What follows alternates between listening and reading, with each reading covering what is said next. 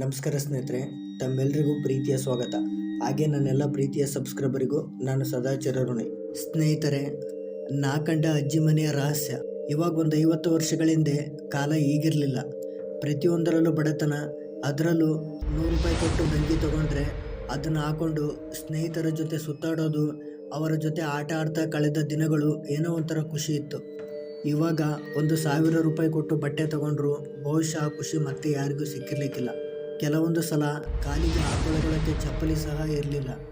ಎಲ್ಲ ತಂದೆ ತಾಯಿಯಂದಿರಿಗೆ ಅವರದ್ದೇ ಆದಂಥ ಗೊಂದಲ. ಅದು ಬದುಕಿನ ಬಗ್ಗೆ, ಮಕ್ಕಳ ಭವಿಷ್ಯದ ಬಗ್ಗೆ ಇರಬೇಕು ಅನ್ಕೋತೀನಿ. ಇರೋಕೆ ಅಂತ ಚಿಕ್ಕ ಗುಡಿಸಲಿನ ಮನೆ, ಅಕ್ಕಪಕ್ಕದಲ್ಲಿ ಯಾವ ಮನೆಗಳು ಇರ್ತಾ ಇರಲಿಲ್ಲ.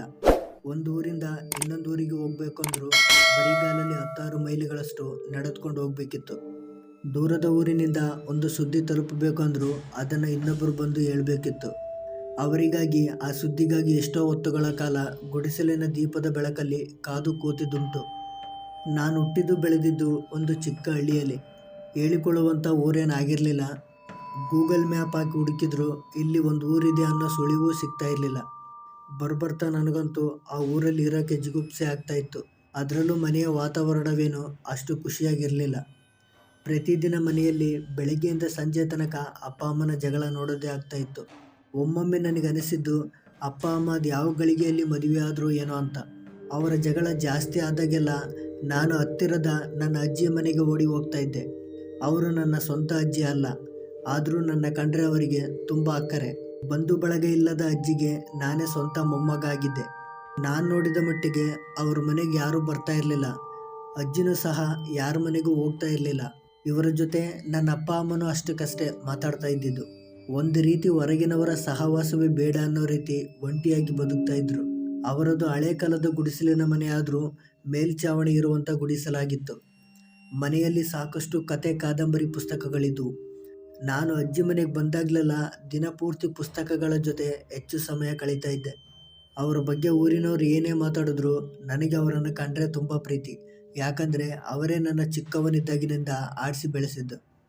ಅವರು ನನಗಾಗಿ ಮಾಡಿದ್ದ ರುಚಿಯಾದ ಊಟ ಮುಗಿಸಿ ಮನೆಯ ಹೊರಗಡೆ ಉಯ್ಯಾಲೆಯಲ್ಲಿ ಕೂತು ರಾತ್ರಿ 12ರಿಂದ 1 ಗಂಟೆವರೆಗೆ ಮಾತಾಡ್ತಾ ಇದ್ದ ದೆವ್ವದ ಕಥೆಗಳು, ಹಾಗೆ ಮೋಹಿನಿ ಕಥೆಗಳು.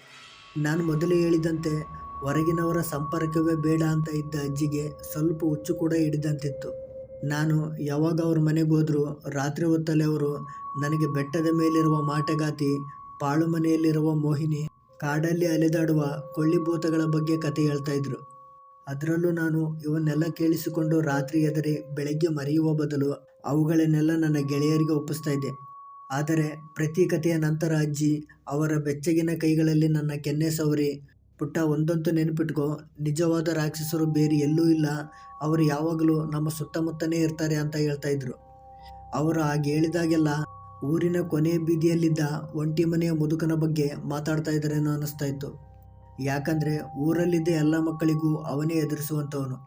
ಅವನ ಮನೆ ಹತ್ರ ಹಣ್ಣು ಹೂಗಳನ್ನು ಅರಿಯೋಕ್ಕೆ ಅಂತ ಹೋದಾಗ ನಿಮ್ಮನ್ನು ಹಿಡ್ಕೊಂಡು ಹೋಗ್ತೀನಿ, ಹೊಟ್ಟೆ ಕೊಯ್ತೀನಿ ಅಂತ ಎದುರಿಸ್ತಾ ಇದ್ದ. ನಾವು ಅವನ ಮನೆ ಹತ್ರ ಓಡಾಡಿದಾಗಲೆಲ್ಲ ಅವನು ಮನೆಯ ಕಿಟಕಿಯಲ್ಲಿ ನಿಂತು ನಮ್ಮನ್ನೇ ನೋಡ್ತಾ ಇದ್ದ. ಎಷ್ಟೋ ಸಲ ನನ್ನ ತಂದೆ ಅವನಿಗೆ ಕೆಟ್ಟ ಪದಗಳಿಂದ ಬೈದಿದ್ರು, ನೀನು ಹಾಗೆಲ್ಲ ಮಕ್ಕಳಿಗೆ ಎದುರಿಸಬೇಡ ಅಂತ. ನಾನಂತೂ ಅಜ್ಜಿ ಹೇಳಿದ ಎಲ್ಲ ಕಥೆಗಳಲ್ಲಿ ಈ ಮುದುಕನನ್ನು ಯಾವ ವಿಭಾಗಕ್ಕೆ ಸೇರಿಸಬೇಕೆಂದು ಯೋಚಿಸ್ತಾ ಇದ್ದೆ.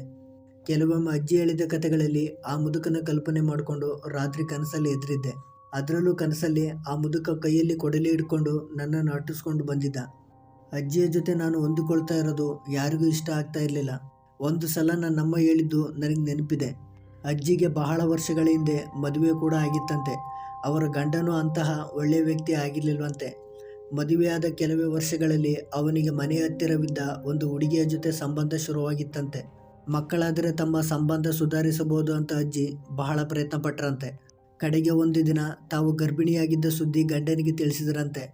ಈ ವಿಷಯ ತಿಳಿದಂತೆ ಅವನಿಗೆ ಅಜ್ಜಿ ಮೇಲಿರೋ ಪ್ರೀತಿ ಅತಿಯಾಗಿ ಜಾಸ್ತಿಯಾಗಿತ್ತಂತೆ. ಆದರೆ ಆ ಸಂತೋಷದ ದಿನಗಳು ಬಹಳ ದಿನ ಉಳಿಲಿಲ್ವಂತೆ. ಮನೆಯಿಂದಿರ ಬಾವಿಕಟ್ಟೆ ಹತ್ತಿರ ಬಿದ್ದು ಅಜ್ಜಿ ಹೊಟ್ಟೆಯಲ್ಲಿದ್ದ ಮಗುವನ್ನು ಕಳೆದುಕೊಂಡ್ರಂತೆ. ಮಾರನೆಯ ದಿನದಿಂದಲೇ ಅವರ ಗಂಡ ಹುಡುಗಿಯ ಜೊತೆ ತಿರುಗಾಡಲು ಶುರು ಮಾಡಿದ್ರಂತೆ. ಅಜ್ಜಿ ಪ್ರತಿದಿನ ಮನೆಯಲ್ಲಿ ತನ್ನ ಪರಿಸ್ಥಿತಿ ನೆನೆದುಕೊಂಡು ಅಳೋದೇ ಆಗಿತ್ತಂತೆ. ಅದರಲ್ಲೂ ಇಂದಿನ ಕಾಲದಲ್ಲಿ ಗಂಡ ಇದ್ದರೂ ಇಲ್ಲದಂತೆ ಇರುವವರನ್ನು ಕಾಲು ಕಸದಂತೆ ನೋಡ್ತಾ ಇದ್ರಂತೆ. ಅದರಲ್ಲೂ ಕೆಲವೊಬ್ಬರು ನನ್ನ ಅಜ್ಜಿ ಬಂಜೆಯಾಗಿದ್ದರಿಂದಲೇ ಅವರು ಗಂಡ ಅವರನ್ನು ಬಿಟ್ಟು ಹೋಗಿರೋದು ಎಂಬಂತೆ ಮಾತನಾಡ್ಕೊಳ್ತಿದ್ರಂತೆ. ಹೀಗೆ ಒಂದು ದಿನ ಅವರ ಗಂಡ ಹಾಗೂ ಅವನ ಜೊತೆ ಸಂಬಂಧ ಇಟ್ಕೊಂಡಿದ್ದ ಹುಡುಗಿ ಕಾಣೆಯಾಗಿದ್ರಂತೆ. ಎಲ್ಲರಿಗೂ ತಿಳಿದ ವಿಷಯ ಏನು ಅಂದರೆ ಅವರಿಬ್ಬರು ಊರು ಬಿಟ್ಟು ಹೋಗಿದ್ದಾರೆ ಅಂತ. ಜೀವನದಲ್ಲಿ ಬರೀ ನೋವನ್ನೇ ನೋಡಿದ್ದ ಅಜ್ಜಿಯನ್ನು ನಾನು ಪ್ರತಿದಿನ ಮಾತಾಡಿಸ್ಕೊಂಡು ಬರ್ತಾ ಇದ್ದೆ. ಹೀಗೆ ನನಗೆ 20 ವರ್ಷ ತುಂಬಿದಾಗ ದೂರದ ಊರಲ್ಲಿ ನನಗೊಂದು ಕೆಲಸ ಸಿಕ್ತು. ಸದ್ಯ ಈ ತಲೆ ಕೆಟ್ಟಿರೋ ಊರಿಂದ ನನಗೆ ಬಿಡುಗಡೆ ಸಿಕ್ತು ಅಂತ ನಾನು ಅಲ್ಲಿಂದ ಹೊರಟೇ ಬಿಟ್ಟೆ. ನೆನಪಾದಾಗಲೆಲ್ಲ ಅಜ್ಜಿಗೆ ಪತ್ರ ಬರಿತಾ ಇದ್ದೆ. ಆಗ ಯಾರ ಮನೆಯಲ್ಲೂ ಕೂಡ ದೂರವಾಣಿ ಸಂಪರ್ಕ ಇರಲಿಲ್ಲ. ಎಷ್ಟೋ ದಿನಗಳ ನಂತರ ನನಗೆ ಕರೆ ಮಾಡಿದ ನನ್ನಮ್ಮ ಅಜ್ಜಿಗೆ ಹೃದಯಘಾತವಾಗಿ ತೀರ್ಕೊಂಡ ವಿಷಯ ಹೇಳಿದ್ರು. ಹಾಗೆ ಅವರ ಮನೆ ಇದ್ದ ಚಿಕ್ಕ ಪುಟ್ಟ ಆಸ್ತಿಗಳನ್ನು ನನ್ನ ಹೆಸರಿಗೆ ಬರೆಸಿಟ್ಟಿದ್ದಾರೆ ಅಂತ ಹೇಳಿದ್ರು. ನಾನು ಮಾರನೇ ದಿನ ಬೆಳಗ್ಗೆ ಊರಿಗೆ ಹೊರಟೆ. ಊರಿಗೆ ಬಂದಿಳಿದು ಅದೇ ಹಳ್ಳಿಯ ರಸ್ತೆಯಲ್ಲಿ ಅಜ್ಜಿಯ ಮನೆಗೆ ಅವರ ನೆನಪಿನಲ್ಲೇ ಹೊರಟೆ. ನಾನು ಊರು ಬಿಡುವ ಮೊದಲೇ ಅವರು ಕೊಟ್ಟಿದ್ದ ಅವರ ಮನೆಯ ಬೀಗದ ಕೈ ನನ್ನ ಹತ್ರ ಜೋಪಾನವಾಗೇ ಇತ್ತು. ತಮ್ಮ ಸಾವು ಹತ್ತಿರವಾಗ್ತಿದೆ ಅಂತ ಗೊತ್ತಿದ್ದೇ ಆ ಬೀಗದ ಕೈ ನನಗೆ ಕೊಟ್ಟಿದ್ರೋ ಏನೋ. ಮನೆ ಒಳಗೆ ಕಾಲಿಡ್ತಾ ಇದ್ದಂತೆ ಹಳೆಯ ನೆನಪುಗಳೆಲ್ಲ ಒಟ್ಟಿಗೆ ಬರತೊಡಗಿದ್ವು. ಹೊರಗಿನ ಪ್ರಪಂಚ ಎಷ್ಟೆಲ್ಲ ಮುಂದುವರೆದಿದ್ರು ಅಜ್ಜಿದು ಅದೇ ಹಳೆ ಮನೆ. ಅಜ್ಜಿಯ ನೆನಪಿನಲ್ಲಿ ಆ ಮನೆಯನ್ನು ಸುತ್ತೋಕೆ ಶುರು ಮಾಡಿದೆ. ಅಡುಗೆ ಮನೆಯಲ್ಲಿ ಅರ್ಧಂಬರ್ಧ ಬೆಂದಿರೋ ರೊಟ್ಟಿಗಳು ಹಾಳಾಗಿದ್ವು. ಮನೆಯ ತುಂಬೆಲ್ಲ ಧೂಳು ತುಂಬಿತ್ತು. ಎಲ್ಲೆಂದರಲ್ಲಿ ಹರಿದ ಹಾಸಿಗೆ ತಲೆದಿಂಬುಗಳು ಚಲಪಿಲಿಯಾಗಿ ಬಿದ್ದಿದ್ವು. ತೊಳೆಯದೆ ಬಿಟ್ಟ ಪಾತ್ರೆಗಳು ಹಾಗೇ ಇದ್ವು. ಇವನ್ನೆಲ್ಲ ನೋಡಿದರೆ ಸಾಯುವ ಮುಂದಿನ ದಿನಗಳಲ್ಲಿ ಅಜ್ಜಿ ಮನೆಯನ್ನು ಗುಡಿಸಿ ಒರೆಸುವುದನ್ನೇ ಮರ್ತಿದ್ರು ಅನಿಸುತ್ತೆ. ಅಜ್ಜಿ ಇಲ್ಲದ ಆ ಮನೆಯನ್ನು ನೋಡ್ತಾ ನೋಡ್ತಾ ಅವರು ನನ್ನ ಜೊತೆ ಯಾವಾಗಲೂ ಕೂತಿದ್ದ ಜೋಕಾಲಿಯ ಬಳಿ ಬಂದೆ. ಮೊದಲೆಲ್ಲ ನೆಮ್ಮದಿಯಾಗಿ ಯಾವ ಪರಿವೂ ಇಲ್ಲದೆ ಇದ್ದ ಅಜ್ಜಿ ಈಗಿರಲಿಲ್ಲ. ಅವರ ಕೊನೆ ದಿನಗಳಲ್ಲಿ ನನ್ನ ಪತ್ರಗಳು ಅವರಿಗೆ ತಲುಪದೇ ಇದ್ದದ್ದು ನೆನಪಾಗಿ ಮನಸ್ಸಿಗೆ ತುಂಬ ವೇದನೆ ಆಯಿತು. ತುಂಬ ಹಳೆಯ ಕಾಲದ ಮನೆಯಾಗಿದ್ದರಿಂದ ಅಲ್ಲಿಂದ ಅಟ್ಟದ ಮನೆಗೆ ಹೋಗಲು ಒಂದು ಕಟ್ಟಿಗೆ ಮೆಟ್ಟಿಲು ಕೂಡ ಇತ್ತು. ನಾನು ಚಿಕ್ಕವನಿದ್ದಾಗ ಅಲ್ಲಿ ಹೋದರೆ ಅಜ್ಜಿ ಬೈತಾ ಇದ್ರು. ಅಲ್ಲಿ ಅಂಥದ್ದೇನಿಟ್ಟಿದ್ದಾರೋ ಗೊತ್ತಿಲ್ಲ. ಚಿಕ್ಕವನಿದ್ದಾಗ ಮೆಟ್ಟಿಲು ಹತ್ಕೊಂಡು ಹೋಗಿ ಅಜ್ಜಿ ಹತ್ತಿರ ಸಿಕ್ಕಾಕೊಂಡು ಚೆನ್ನಾಗಿ ಬೈಸ್ಕೊಂಡಿದ್ದೆ. ಆವಾಗಿನಿಂದ ಅಜ್ಜಿಗೆ ಎದುರುಕೊಂಡು ಅಲ್ಲಿಗೆ ಹೋಗಿರಲಿಲ್ಲ. ಈಗ ನನಗೆ ಅಲ್ಲಿ ಏನಿರಬಹುದು ಅಂತ ಕುತೂಹಲ ಶುರುವಾಗಿತ್ತು. ನನಗೆ ಅಲ್ಲಿನ ಬೀಗದ ಕೈ ಹುಡುಕುವುದು ಅಷ್ಟು ಕಷ್ಟದ ಕೆಲಸವೇನಾಗಿರಲಿಲ್ಲ. ಅವರು ಯಾವಾಗಲೂ ಮಲಗುತ್ತಿದ್ದ ರೂಮಿನಲ್ಲೇ ಎಲ್ಲ ಸಿಕ್ಕಿದ್ವು. ತಕ್ಷಣ ಅಟ್ಟದ ಮೇಲೆ ಹೋಗಿ ಬಾಗಿಲನ್ನು ತೆರೆಯಲು ಪ್ರಯತ್ನಿಸಿದೆ. ಎಷ್ಟೋ ಪ್ರಯತ್ನಗಳ ನಂತರ ಬಾಗಿಲು ಓಪನ್ ಆಗಿತ್ತು. ಬಾಗಿಲು ತೆಗೆದ ಕೂಡಲೇ ಮೂಗಿಗೆ ಧೂಳು ಬಡಿತು. ಇಲ್ಲೇನಾದರೂ ಇರ್ಬೋದು ಅಂತ ಹುಡುಕೋಕೆ ಶುರು ಮಾಡಿದೆ. ಹರಿದ ಬಟ್ಟೆಗಳು, ಮುರಿದ ಕುರ್ಚಿ, ತುಕ್ಕು ಹಿಡಿದಿರುವ ಕತ್ತಿ, ಅಜ್ಜಿಯ ಗಂಡ, ಅವನ ಪ್ರೇಯಸಿ ಹಳೆಯ ಕಾಲದ ಫೋಟೋಗಳೇ ಸಿಕ್ಕುವೆ ಹೊರತು ಬೇರೇನೂ ಸಿಗಲಿಲ್ಲ. ಅಲ್ಲಿದ್ದ ವಾಸನೆಗೆ ಇನ್ನೂ ಹೆಚ್ಚೊತ್ತು ಇಲ್ಲೇ ಇದ್ದರೆ ಕಷ್ಟ ಆಗುತ್ತೆ ಅಂತ ವಾಪಸ್ ತಿರುಗುವ ಹೊತ್ತಿಗೆ ಆ ರೂಮಿನ ಮೂಲೆಯಲ್ಲಿ ಇನ್ನೊಂದು ಬಾಗಿಲು ಕಾಣಿಸ್ತು. ಅರೆ, ರೂಮಿನೊಳಗೆ ಇನ್ನೊಂದು ರೂಮಾ ಅಂತ ಯೋಚಿಸಿ ಅದರ ಮುಂದಿದ್ದ ಎಲ್ಲ ಅರುಕು ಮುರುಕು ಸಾಮಾನುಗಳನ್ನು ಸರಿಸಿ ಆ ಬಾಗಿಲ ಹತ್ರ ಬಂದೆ. ಯಾವುದೋ ಓಬೇರಾಯನ ಕಾಲದ ಬೀಗ ಹಾಕಿತ್ತು ಆ ಬಾಗಿಲಿಗೆ. ನನ್ನ ಬಳಿ ಇದ್ದ ಎಲ್ಲ ಕೀಗಳನ್ನು ಉಪಯೋಗಿಸಿ ಬಾಗಿಲು ತೆರೆಯಲು ಪ್ರಯತ್ನಪಟ್ಟೆ. ಕೊನೆಯ ಪ್ರಯತ್ನಕ್ಕೆ ಬಾಗಿಲು ಕಿರ್ರಂತ ಶಬ್ದ ಮಾಡಿಕೊಂಡು ಓಪನ್ ಆಗಿತ್ತು. ಆ ಶಬ್ದಕ್ಕೆ ನನಗೆ ಹೃದಯವೇ ನಡುಗಿದಂತಾಗಿತ್ತು. ಆದರೂ ಇದ್ದ ಬದ್ದ ಎಲ್ಲ ಧೈರ್ಯ ತುಂಬಿಕೊಂಡು ಆ ರೂಮಿನೊಳಗೆ ಹೆಜ್ಜೆ ಇಟ್ಟೆ. ಆ ರೂಮಿನೊಳಗೆ ಕಾಲಿಟ್ಟ ಕೂಡಲೇ ಏನೋ ಒಂದು ತರಹದ ಕೆಟ್ಟ ವಾಸನೆ ಮೂಗಿಗೆ ಬಂತು. ಅಲ್ಲಿ ನೇತಾಕಿದ್ದ ಎಲ್ಲ ಹಳೆಯ ಬಟ್ಟೆಗಳನ್ನು ಸರಿಸಿ ಮುಂದೆ ಹೋದ ನನಗೆ ಕಾಣಿಸಿದ್ದು ಮೂಲೆಯಲ್ಲಿದ್ದ 2 ಅಸ್ಥಿಪಂಜರಗಳು. ಅದನ್ನು ನೋಡಿದ ಕೂಡಲೇ ಹೃದಯವೇ ಬಾಯಿಗೆ ಬಂದಂತಾಗಿತ್ತು. ಕೈ ಕಾಲುಗಳು ನಡುತ್ತಾ ಬೆವರು ಬರೋಕ್ಕೆ ಶುರುವಾಗಿತ್ತು. ಅವುಗಳ ಮೇಲಿದ್ದ ಅರುಕು ಬಟ್ಟೆಗಳನ್ನು ನೋಡಿದರೆ ಒಂದು ಗಂಡು ಮತ್ತು ಒಂದು ಹೆಣ್ಣು ಅಸ್ಥಿಪಂಜರದಂತೆ ಇತ್ತು.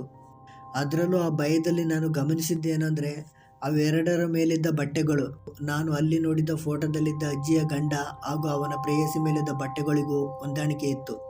ತಕ್ಷಣ ಜೀವ ಭಯದಲ್ಲಿ ಅಲ್ಲಿಂದ ಓಡಲು ಶುರು ಮಾಡಿದೆ. ಕಾಲಿಗೆ ಏನೋ ತಾಕಿದಂತಾಗಿ ಜೋರಾಗಿ ಬಿದ್ದೆ. ಆಗ ಹಿಂದಕ್ಕೆ ತಿರುಗಿ ನೋಡಿದ ನನಗೆ ಕಾಣಿಸಿದ್ದು ನಾನು ಓಪನ್ ಮಾಡಿದ್ದ ಬಾಗಿಲು ತನ್ನಷ್ಟಕ್ಕೆ ತಾನೇ ಮುಚ್ಕೊಂಡಿದ್ದು ಮತ್ತು ಅದರ ಮೇಲೆ ಪರಚಿದ ಉಗುರಿನ ಗುರುತುಗಳು. ಸ್ನೇಹಿತರೆ, ಇದಿಷ್ಟು ಇವತ್ತಿನ ವಿಡಿಯೋ ಇಷ್ಟ ಆದರೆ ದಯವಿಟ್ಟು ಸಬ್ಸ್ಕ್ರೈಬ್ ಮಾಡಿ. ಹಾಗೆ ಲೈಕು, ಶೇರು, ಕಾಮೆಂಟು ಮಾಡ್ತೀರಾ ಅನ್ನೋ ಭರವಸೆಯಿಂದ ಬೇರೆ ಕತೆ ಜೊತೆ ಮತ್ತೆ ಸಿಗ್ತೀನಿ. Love you, take care, bye bye.